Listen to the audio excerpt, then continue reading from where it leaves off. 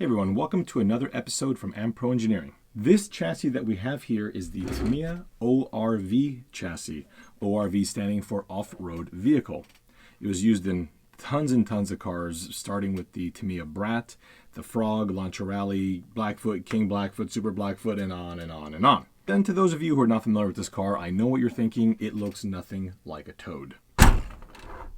This is Project Poison Dart, and it looks even less like a toad. Poison dart does stem from the poison dart frogs, which are, well, poisonous, and in many instances blue, so that's where we got this look of the car.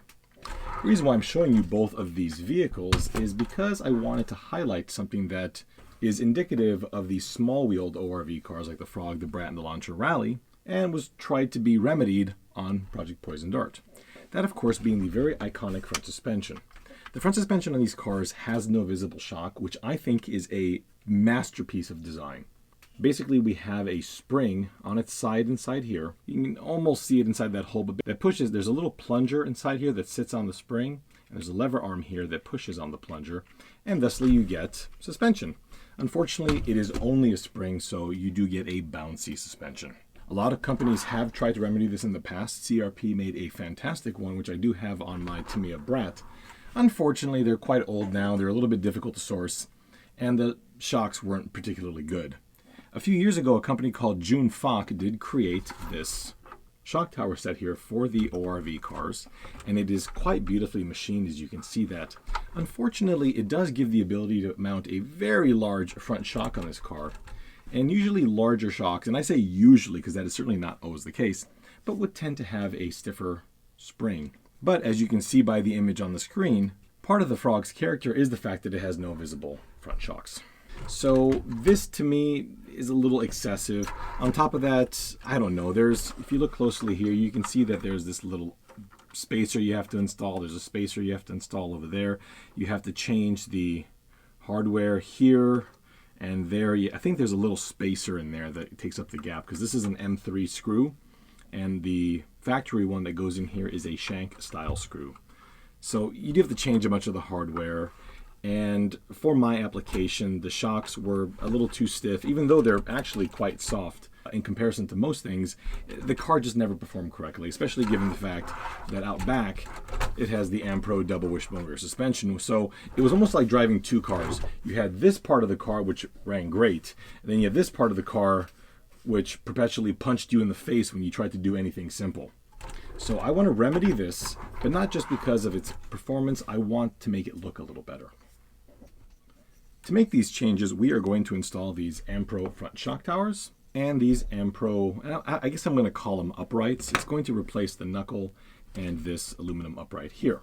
Please don't think that this is my idea. This design here was pioneered by CRP by placing a piece of fiberglass directly on top of this double wishbone mount. However, I wasn't a big fan, and it does really limit your shock sizes. In this case here, we're going to replace the entire aluminum bracket here. We're also going to replace the entire, well, basically all of this with these parts, and more importantly, we're going to use all the factory hardware. I'm also going to use these Pro arms. Now, you don't have to. In fact, I don't think these are much better than the originals. I just kind of like the blue. These also don't have the little cantilever bosses on them, but there is a variant of these that does. We're going to do all of this work on Project Poison Dart and take off all of the stuff that's currently on there. So step one, if you have this Frog or something a little more extravagant, we're going to take off all the aluminum brackets and the front suspension for the Frog. Well, we've got quite a lot of the front end gone, and the first thing we'll do is take our shock tower. It's attached in the middle with just a piece of SLS plastic. Okay, we'll just cut that straight off. Please note that prior to actually cutting these off, I did clear coat everything in a matte paint, because this nylon material here, and I've said this quite often, but the nylon is difficult to clean if you don't actually clear coat it because it's quite porous. Clear coating it helps to prevent that. Unlike the car's factory aluminum brackets, these cannot go on both sides. You want to have the boss that sticks out of the front always facing the front of the car. So in this case, this one will go over here.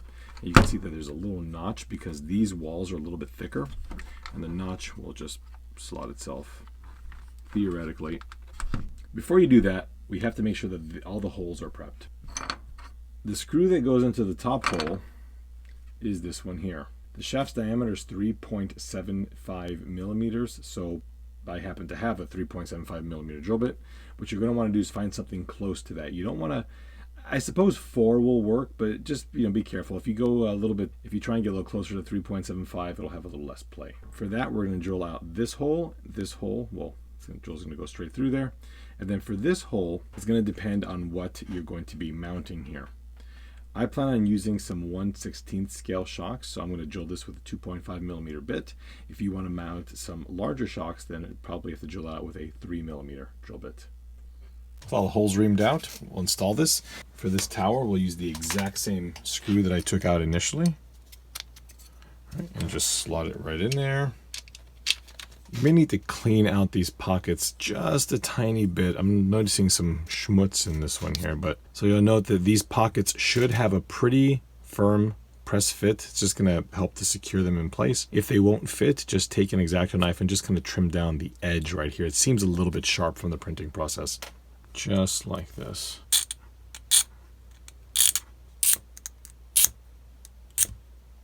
Towers are installed, and next I'll put my arms on. Now I can use the factory arms, but in the event that you do want to use the AmPro arms, do remember that on the lower arm, the holes do differ. Here you have that 3.75 diameter hole, and this one here is 2.5 millimeters because this one was the radius arm right here. The top one will require both 3.75 millimeter holes. Now this is one of the things I was adamant about this design. I wanted to use all the original hardware. So this is the shank screw that came out of this originally, and that will fit very nicely into the shock tower, just like that. Okay, so I'll just use all my original hardware and just install the arms. All right, once the arms in, everything should be nice and loose like that. And now we can put on our upright. Like before, these are attached via a sprue. At the top, make sure we drill that out with the 3.75, and again at the bottom, we'll do the 2.5. For these holes, I am going to use a 2.5 millimeter screw, so I'll drill these out for 2.5 millimeters. Or if you want to tap into them, drill out with 2.5 millimeter and then tap an M3. Tap straight in there, and you've got this entire area here where the screw will be embedded. And then for the knuckle, you'll use a 3.25 or 3.3 millimeter drill bit. Once you've got all those done, we can go ahead and mount away. So we'll start with this side. And again, all the original hardware is going to be fully acceptable here. For the strut arm, we'll just line these up, and they'll just go right in there. And the uprights have been installed, and they should just look like that. It's very blue, definitely. The car is very blue. I think now we need to put the knuckles in. That's going to be also very straightforward. I'm not too familiar with the re-release ORV cars, but on the originals, there are little springs on top of the knuckle to prevent this from sliding up and down. For this application, you don't need that. Just go ahead and just put it right in there where it's supposed to go. Take a tiny dab of thread lock. You do not want to over torque these because they're not particularly strong. And just go ahead and thread it on in there. All right, and when the screw stops, it stops. When you've got the knuckle installed, you want to make sure that the screw still turns with the knuckle. Both knuckles are in. Now we need to mount the shocks. The shocks that I'll be using are 70 millimeter 1/16 scale shocks. Now these are like 72, but they're marketed as 70 millimeter. I like these quite a lot because I think that the spring rate is acceptable for a car of this weight. Even though this is a 1/10 scale car, I find it to be fairly light in the front versus the rear. And it means that usually the front end is a little too bouncy because it's harder to find softer springs. You can use a standard 1/10 scale shock in here. As long as you do space it out appropriately, you can see roughly where this one sits. And there's about 5 millimeters between this screw and the spring. I'll be using a 2.5 millimeter screw to thread this in on top and on the bottom. I installed both shocks, and I kind of dig the look. I think now it's time to put the tires back on and then reconnect the tie rod ends. All right, I've installed the battery pack now.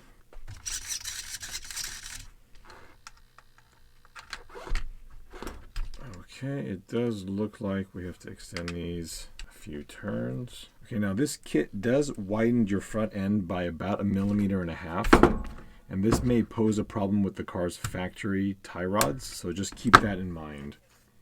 I suspect that if you're going to go to this extent and modify your front end, that you've got upgraded ones like I do here.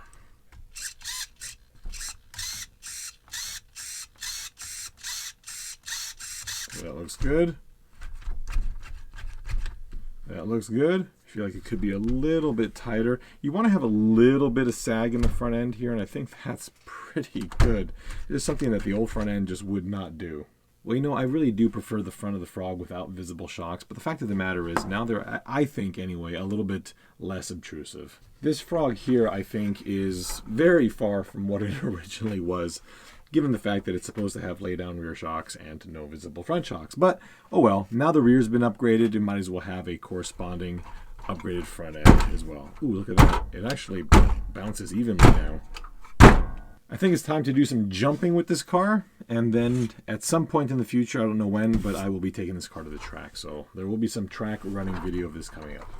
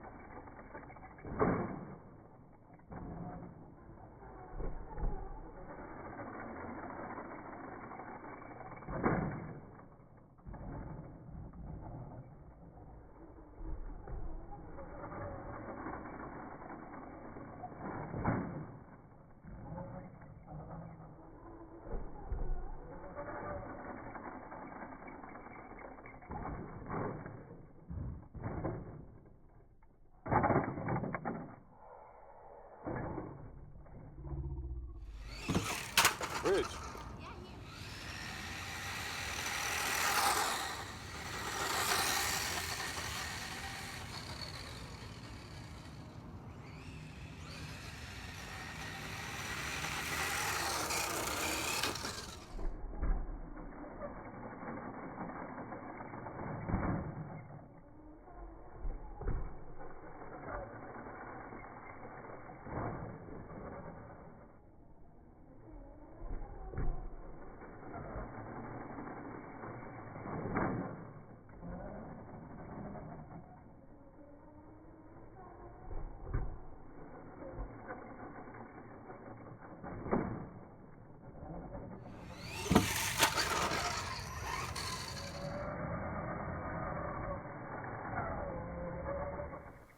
I gotta say that this thing here now feels like it's more of a refined car. Before it felt like I mentioned earlier where the front and the rear were almost disjoined. Now it feels like it's more of a cohesive car, so I'm very happy with this. The reason that I do go to these lengths is I drive these cars at my local track amongst modern cars. And although I do have a modern, well, I say modern, it's like from the late 90s, buggy, these are really what I enjoy driving. My Hornet, the Frog, and probably coming up soon now, the Falcon. I have no problem at all, hopping up these old cars because I just enjoy them. I hope you enjoyed this video. Project Poison Dart is basically wrapping up now, so I'm pretty excited about putting some miles on this car. Thank you all so much for watching, and we'll see you next time.